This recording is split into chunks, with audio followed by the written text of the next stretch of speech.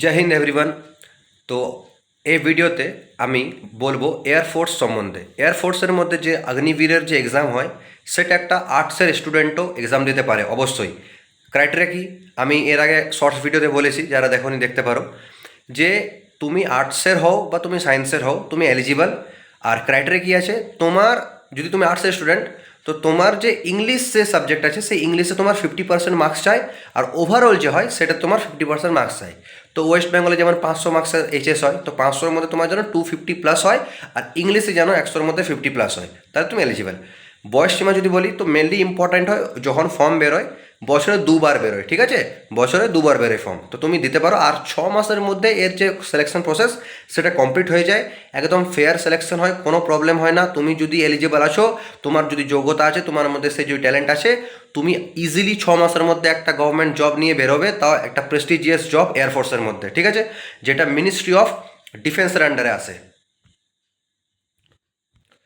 তো এই জন্যই যখন এটার ফর্ম বেরোবে তখন বেশি ভালো জানা যাবে যে ডেট কী দিয়েছে। নর্মালি আমি যদি বলি তো তোমার যদি 17.5-র ওপর থাকে, 18 কাছাকাছি ধরো, আর 20.5-র মধ্যে থাকে, তো তুমি এলিজিবল আছো প্রপারলি, ঠিক। এবার আমি যদি বলি যে কী প্রসেস কী, দেখো সবার প্রথমে তোমাকে রিটার্ন এক্সাম দিতে হয়, তারপর হয় ফেজ 2, যাকে তুমি ধরে নাও তুমি বলতে পারো যে সেকেন্ড স্টেপ, ওটাকে এয়ারফোর্সে এক্সামে বলা হয় ফেজ 2, ঠিক। তারপর হয় মেডিকেল, তারপরে তোমার যে পিএসএল হয় প্রভিশন সিলেক্টেড লিস্ট, সেটা বেরিয়ে যায়, ঠিক। তো ব্যাপারটা হলো প্রথমে তোমার রিটার্ন এক্সাম হয়, রিটার্ন মার্কস যদি আর্টসের ক্যান্ডিডেট থাকো তো 50 মার্কসের হয়, তার মধ্যে 20 মার্কস হয় তোমার ইংলিশ, আর 30 মার্কসের মধ্যে রিজনিং আর ম্যাথ বেশি থাকে, আর টুকটাক জিকে 5-6টা জিকে, বা কারো শিফটে 7টা, কারো শিফটে হয়তো 4টা আলো মোটে, ঠিক আছে। এক্সাম হওয়ার পর তোমার ফেজ 2 হয়।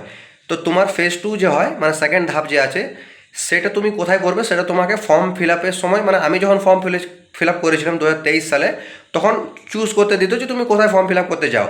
তো তখন মোটে 12টা সেন্টার থাকতো, তো আমার সেন্টার ছিল আসামে, ঠিক। এখন অনেকগুলো সেন্টার আছে, যদি ওয়েস্ট বেঙ্গল থেকে অ্যাপ্লাই করছো তখন ব্যারাকপুরও হয়, আরও হয়তো সেন্টার দিয়েছে, সেটা তোমরা যখন অ্যাপ্লাই করবে তখন তোমরা সেটা ভালো করে জানতে পারবে যে কোথায় কোথায় সেন্টারটা আছে। তো এবার তোমার যখন রিটার্ন হয়ে গেল, এবার রিটার্নের পর তোমার কাট অফ আসে, ঠিক আছে, কাট অফ আসে। তো কাট অফের পর তোমাকে দিয়ে দেবে তোমার ফেজ 2 তুমি কোথায় যাবে, ও তো তুমি চুজ করেছো, তুমি সেখানে যদি পাও তো অবভিয়াসলি তুমি তারপর ওখানে যাবে। ওখানে গিয়ে তোমার নর্মাল ডকুমেন্ট ভেরিফিকেশনে তোমার যত এডুকেশন সার্টিফিকেট থাকে, তোমার যা যা লাগে নর্মাল, তোমার যে যে আইডেন্টিটি প্রুফ আছে, শিক্ষাগত যা যা সার্টিফিকেট আছে সেগুলো লাগে। তারপর তোমার হয় রানিং, 1600 মিটার রানিং হয়।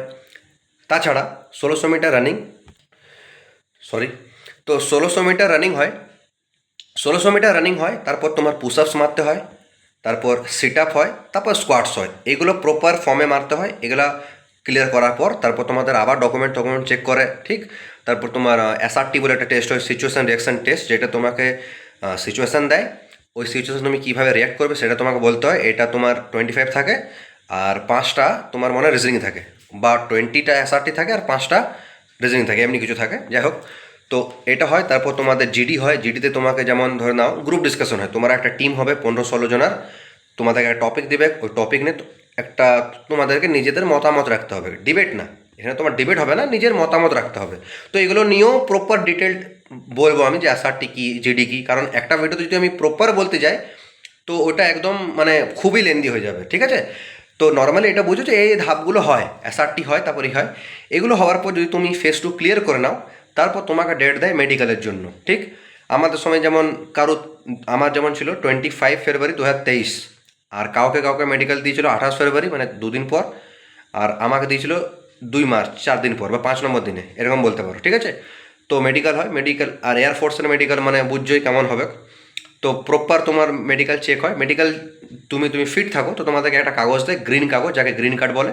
আর যদি কারো কোনো ফল্ট বেরিয়ে যায় তোমাকে রেড কার্ড দেয়, আবার তুমি রিমেডিকেল জন্য অ্যাপ্লাই করতে পারো। তো অ্যাপ্লাই করতে হবে, বিনা অ্যাপ্লাই করে হবে না, এই প্রসেসটা থাকে। তারপর এসব হওয়ার পর পিএসএল বেরোয়, মানে প্রভিশন সিলেক্টেড লিস্ট, তারপর তোমার যে তোমাদের যে জয়নিং ফয়নিং আছে সেই ব্যাপারগুলো হয়। তো আই হোপ তোমরা বুঝলে, 3 ধাপে হয়, প্রথমে রিটার্ন, তারপর ফেজ 2 মধ্যে running, push up, squats, sit up এসব হয়, তারপর এসআরটি টেস্ট হয়, তারপর জিডি হয়, ডকুমেন্ট ভেরিফিকেশনও ওই সময় হয়, তারপর মেডিকেল হয়। মেডিকেল হওয়ার পর তোমাদের ফাইনাল মেরিটে নাম আসে, সেই হিসাবে জয়নিং হয়। তো আশা করি তুমি বুঝলে এয়ারফোর্সের যে যাত্রা, যে জার্নি, এটার প্রতিটা ধাপে একটা ক্যান্ডিডেটকে যা যা ইনফরমেশন দরকার সেটা আমার কাছে আছে। কেউ যদি এই লাইনে যাও, আমি অবশ্যই চাইবো আমাদের পশ্চিমবঙ্গের ছেলে এই লাইনে যাক, কারণ আমি যখন গেছিলাম তখন 275 জনের ছিল, মোটেই 5 জন ছিল তোমার ওয়েস্ট বেঙ্গল থেকে, 5 জন। এটা খুবই একটা খারাপ জিনিস। আর বেশিরভাগ ভাবো আসামের কাছেই ওয়েস্ট বেঙ্গল, আসামে ওইখানে সবচেয়ে বেশি ছেলে এসেছিল হরিয়ানা, রাজস্থান, উত্তরপ্রদেশ থেকে। ভাবো অত দূর দূর থেকে এসে গেছে, আর আমাদের ওয়েস্ট বেঙ্গলের ছেলে ওখানে নেই।